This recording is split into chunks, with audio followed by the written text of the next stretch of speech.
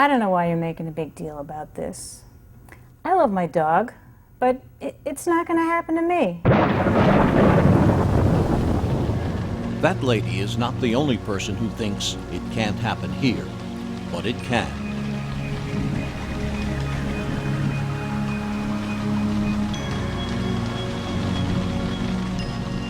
The people of New Orleans watched fearfully in 2005 as a Category 5 hurricane bore down on their city from the Gulf of Mexico. They made what preparations they could, but in too many cases they were pushed from their homes by winds and high water, having to leave thousands of family pets behind. They may have thought someone would be there to rescue their animals, but in so many tragic cases that was not to be. Sue Hassett, the former assistant director of a Long Island animal shelter, worried about what could happen in a disaster. In my town, we have about 250,000 residents.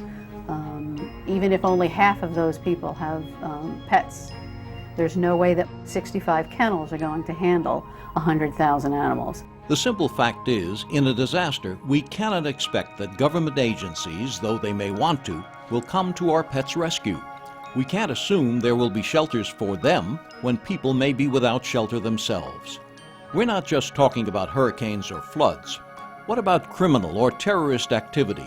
Industrial accidents, including toxic chemical spills, or brush or house fires. In other words, we have to look out for our own pets. We have to have a plan for their safety as well as ours. Most local shelters are not going to be able to handle the majority of residents' animals in the event of any kind of disaster. Pet Safe Coalition, based in Nassau County, Long Island, is a volunteer organization dedicated to planning for proper protection of dogs, cats, and other household animals.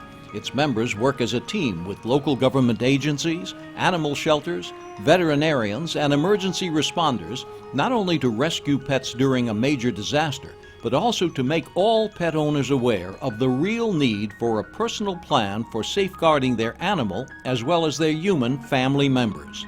Nancy Lynch is the founder of Pet Safe Coalition. Personal responsibility. Once you bring a pet into your house, they're 100% dependent on you for their life, for everything. We've made them that way. We've bred out their instincts. You need to be prepared to handle your own pets in a disaster. That's crucial. Hurricane Katrina in 2005 brought that message home directly to professionals and volunteers who rushed to New Orleans to help. Dennis Doherty is a member of the Long Island Veterinary Medical Association. I saw dogs that were emotional wrecks to the point where they just gave up. And you could see in their eyes that they were helpless. We need not reach back in memory to Katrina. In October of 2012, Tropical Cyclone Sandy devastated the northeast coast of the U.S. and Canada, killing 186 people, driving tens of thousands out of their homes for days and weeks. The American Humane Association estimates some 15 million pets were in the storm's path.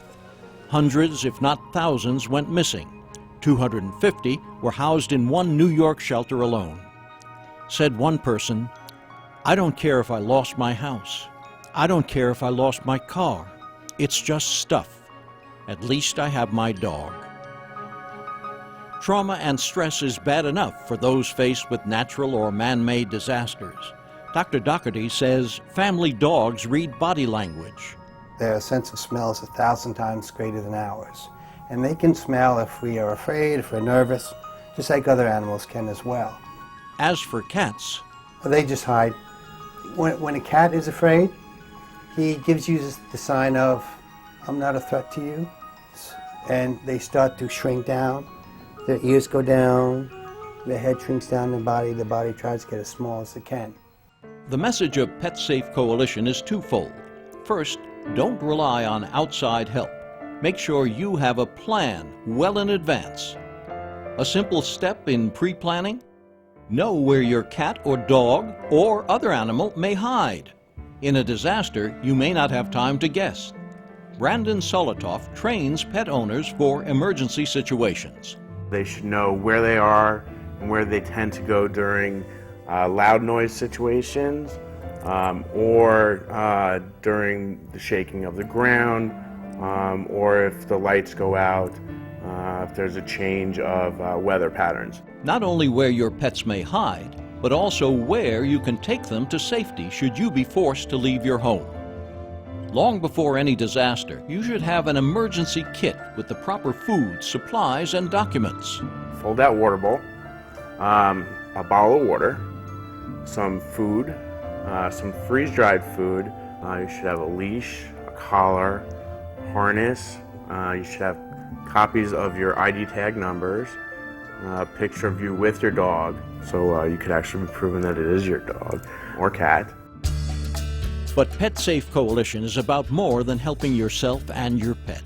Their members are about helping others, about training volunteers to go into disaster situations, to rescue, house, and care for pets who are beloved members of someone else's family. And one of those volunteers could be you. They are doctors, lawyers, teachers, shelter workers, animal control, and veterinarian staff. People from many walks of life who are trained to spring into action during a disaster. The story you are watching, the message being conveyed, is a strong and compelling one. But our dedicated professionals and volunteers want to be sure that the message is getting through to you. We get complacent and we get comfortable in our situation, and unless we really get prepared for a disaster, it's not going to sink in. Which is why pre-planning for your pet in a disaster is as important as pre-planning for yourself and your family.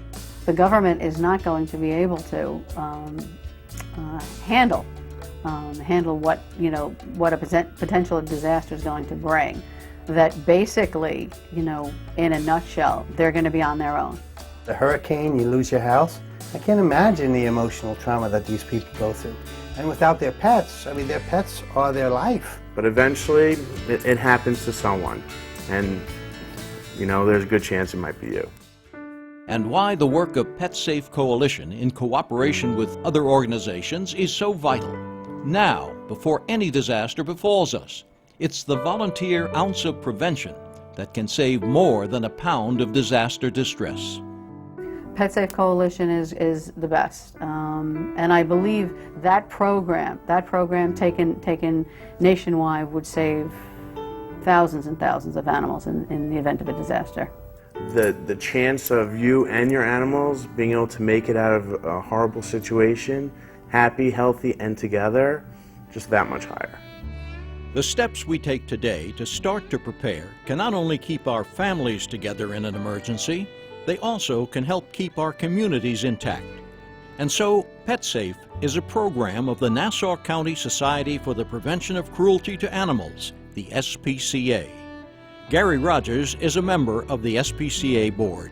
Pet Safe Coalition brings to the table a group that's going to go out and work to educate the people on Long Island, and it's specifically in Nassau County, how you have to have a plan for your pet. You have to have a plan for your family, your loved ones, and your pet. You can't leave your pet home, and most people won't leave their house if they have to leave their pet home, but you have to have a plan for them. If we can encourage our neighbors to make their own plans for their animals, then our pets don't become accidental casualties as the first responders in our communities go about their business. And we all come through the disaster in better shape, ready to recover and move forward. They can contact us and help us get the word out. We are overwhelmed with requests to go out and give information to people. I can't think of anything else more important. What is more important than trying to save a life? Are you ready to join our team?